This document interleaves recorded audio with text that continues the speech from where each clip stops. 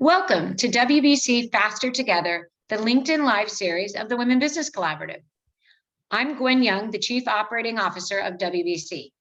And today we are joined by Donald Thompson, CEO and co-founder of the Diversity Movement. WBC is an unprecedented alliance of over 70 women business organizations and hundreds of business leaders building a movement to achieve equal position, pay, and power for all women in business. Through collaboration, advocacy, action, and accountability, we are mobilizing thousands to create momentum and accelerate the pace of change. We live our commitment to DEI, and members of our leadership, a diverse board of directors, and advisory and leaders councils include more than 34% people of color. Please check the chat for our 9 action initiatives through which we aim to accelerate change, and join our movement at wbcollaborative.org. Each week in this series, we offer different ways to advocate change and accelerate impact by presenting data, research, and best practices, by lifting up the power of women's voices for change, and by showcasing the importance of cross-generational collaboration and the allyship of men in the movement. So today, we want to talk about diversity, equity, and inclusion and what is actually happening. So Donald, welcome. I want to start with you. And what are you doing at the Diversity Movement? So Gwen, thank you so much for having me. And I'm really glad to be here. When I think about what's happening at the Diversity Movement, and we're a two and a half year old business that started in the pandemic, where we saw an opportunity to leverage technology along with training to help scale DEI initiatives. And so what we're seeing is that there's a lot of awareness building around diversity, equity, inclusion. And now we're seeing that transition, which is a little tough and rickety at times, to how do we create the action that aligns with the rhetoric, right? And that's something that we're seeing. The parts that has us encouraged, right, is we're seeing a lot of C-suite leaders move from that fear, uncertainty, and doubt, that walking on eggshells, to starting to find their voice of what diversity, equity, inclusion means in their organization. And that's super important. But thanks for having me, and really glad to be here.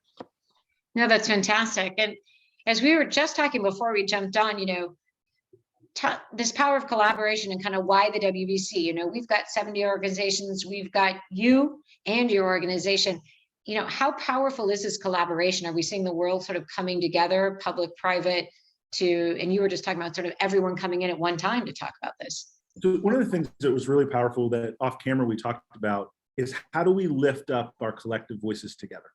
And so one of the reasons I think it's very powerful being a part of the WBC is it is a lens that I don't personally have, but I'm super excited about being an ally and a partner with creating a better workplace for all, but in this case, focusing on women business professionals and leaders and making sure their voices are powerfully heard. That we are creating an environment where we're teaching women entrepreneurs, right, how to negotiate, how to network, how to partner. It's one thing to have the why we should, and then there's another thing through partnerships like WBC with how we do it, how we measure it, and how do we bring the next generation along. And that's one of the things that I think is super powerful about our collaboration. I love that. And I love the word measurement in there. So, what is actually happening operational as you're talking to companies or you're talking to individuals? What are some of the things, aside from sort of kicking the tires and acknowledging the importance of it, what actions are they taking? Because the one thing we're arguing for at the WBC, right, is transparency. What do the data and numbers look like? Like, where can we do this? But I know you guys are working on the research and education as well. So what are you seeing? What are some of the things companies are doing? So one of the things that I'm seeing, and what's really interesting in my office is right outside, from this call, I'll move to a board meeting. And part of the board meeting of an organization that I'm a part of is they're getting an update from their DEI council to their board of directors. Interesting. Right. And so one of the things that I'm seeing is that not only boards, not only C-suite are starting to want deeper understanding about how diversity, equity, inclusion works within their business. How is it impacting talent acquisition and recruiting? How is it impacting the integration of their brand story with DEI?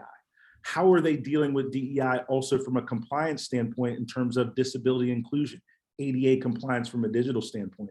So DEI has now made it to a board level conversation, and now we need to make sure it stays there. Now we need to make sure that it not only is top of mind, but it becomes integrated in the DNA of the business. And so we're finding that there's a lot of educational content that's being pushed out. Okay. Education is step one, right? You have awareness that there is an action, there is an opportunity, there is a challenge, but then you have to educate folks. And what we're finding is there's a little bit of struggle because we all learn differently. We can't just have a 2-hour training course once a year and think everybody gets it. So we're seeing innovative organizations look to micro content, look to shorter meetings that are in the flow of their work. So maybe a manager with a team of 10 to 15 people, they take 5 minutes of that hour meeting and they talk about a DEI related topic. So we're learning how to learn something new that transfers the organization. It's fun, it's exciting, but it's also a little bit challenging because everybody wants to move at a pace that they think is right, when really it's individualized by company and by culture. And also, I'm assuming sort of by where in the company too, because you talked about sort of the talent piece of it, the brand piece of it, the kind of board level senior leadership piece, all of which you need buy-in, but all of which have different rhythms, right? That's exactly right. And not only different rhythms, but different points of measurement that they care about. And so it's really important when we talk about diversity, equity, inclusion, we talk about how it links to the functional business area of the audience you're having a conversation with. If you're a frontline worker, certainly you need to understand DEI, but how does that translate to better client service?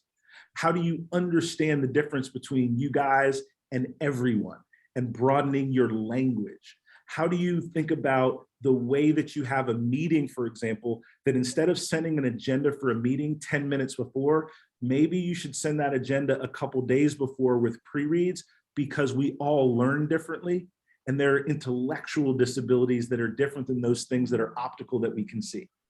So the learning of the how-to is going to take a little bit more time, but it's absolutely worth it so that everyone in the organization feels like not only they belong, but they can bring, right, their best self and productivity to helping the organization be successful. Yeah, it's that access piece. And but you mentioned too, kind of the pipeline. And as we're watching the news, obviously it's the Great Resignation. There's a struggle to find talent.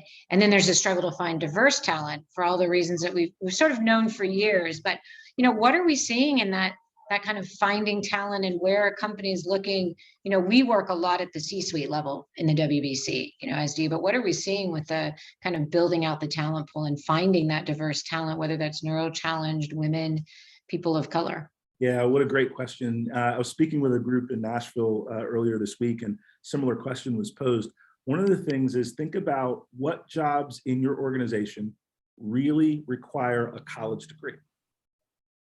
If you think about skills versus pedigree versus a specific background, you can actually expand your hiring pool very quickly.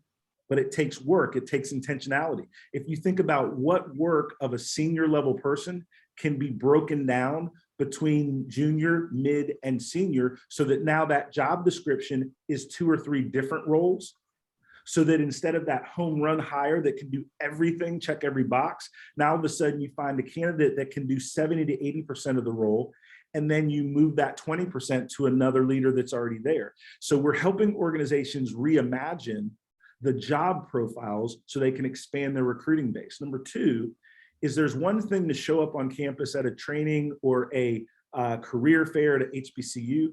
It's another thing to authentically get to know the administrators and professors, to be more deeply involved in the educational journey of their students so that you get to build relationships over time such that you know how to communicate, how to recruit, and then once you are successful recruiting, you actually can retain those hires from a multicultural background.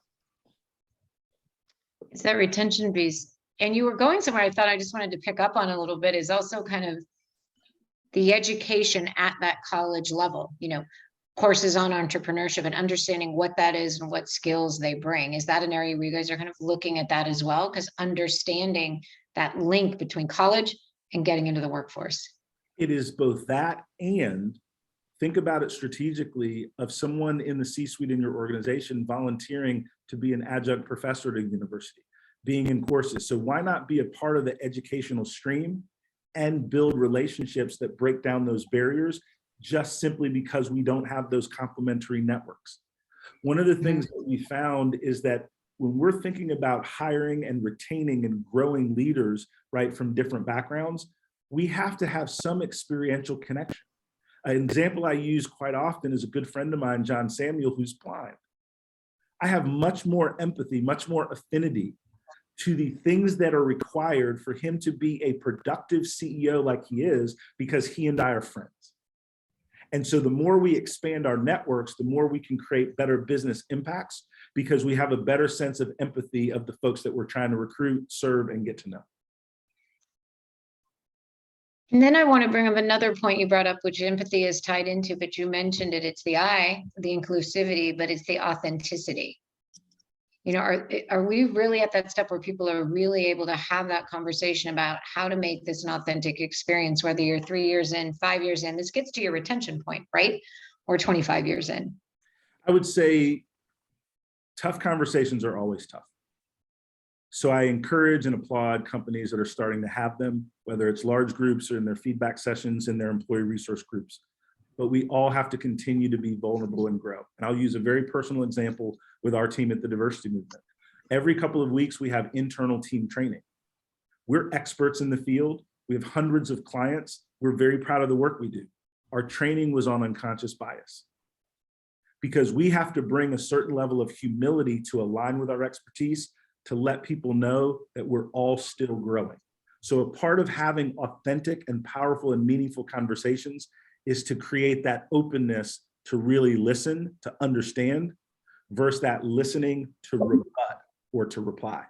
And so that is something that we're trying to coach, we're trying to encourage, right, in the folks that we work with, because that goes such a long way when you're trying to really tease out what your employees are feeling and working through to be their best selves in the workplace. I love this. So we've talked about it kind of being in all parts of business. We've talked a little bit that the implication of that senior leadership buy-in to this, right? Kind of research data, making it transparent. What are we missing? Or are we covering kind of all the things we need to cover when we start thinking about D&I and being really moving into impact? Yeah, here's one of the things that I highly recommend when we're moving things to impact. And obviously we work in the space, so you know, I'm a believer, but we're very big on micro content. We think that you have to scale things down to very simple elements so that people can have snackable points of insight, right? In a similar way that they go on Twitter, they go to YouTube, or they go to Netflix. We're so busy these days, to get people to slow down for 2, 4, 6 hour training is not as common as one would hope. And even if you get them in the room, keeping them engaged. But if you can create scalable, snackable content components through your organization, you're going to create that educational momentum. And most important, you need to have a way that folks can have psychological safety, that they can learn some of these things on their own, and then they'll be stronger and more likely to participate in the group sessions that you're having throughout the business relative to diversity, equity, inclusion. I love that, sort of the able to come back. So we always like to end a bit with a call to action. And, you know, I'd love to hear a couple of things. I'd love to hear kind of what are we going to see out of the diversity movement for the next 6 months?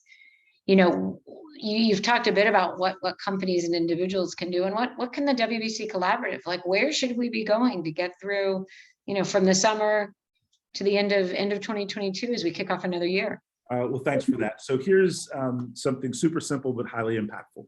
Our team has launched a book, and it's called the Inclusive Language Handbook. And it goes through the do's and don'ts, the things you should say, right? Everyone versus you guys, right? For example, because most leaders are willing to change their language first. Most people don't want to communicate something in a way that offends someone unintentionally, right? And so we don't have to get into the politics. We don't have to get into the what you believe versus what I believe. We can get into how do we use our language in a way that creates belonging. So I highly recommend folks go on our website and look into how they could get that book as a call to action. The second thing that I think is important when we look at the WBC Collaborative is how do we merge data insights that we can develop to more precise points of action that we can give to our executives to give them roadmaps. We need to be able to give folks packaged ways they can take steps forward, because it's so noisy out there in this conversation that people get excited, but then they struggle with what to do next in terms of whether it's better feedback, better coaching, mentoring, right, or better programming on DEI. So those are a couple of thoughts that I would have.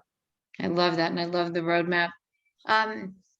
Any tips for the employees or individuals out there that want to step up and say to their leadership or to their companies, let's pause for a moment and be more inclusive or be more attentive, or where is that roadmap? One of the things that I would say is advice for employees that want to encourage their managers to move forward. And this is totally free, it's on our website. There is a guide, the ROI of DEI.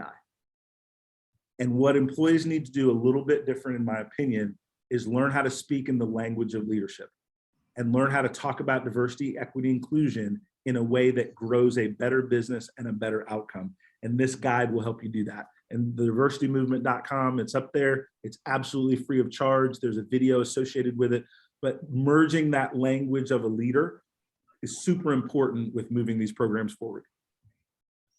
I love that, because everything you've said is that we're all leading this and doing this together, right? Which you started at the beginning and came back, and let's model, let's lead the way we want to run our business, or the way we want to interact as individuals.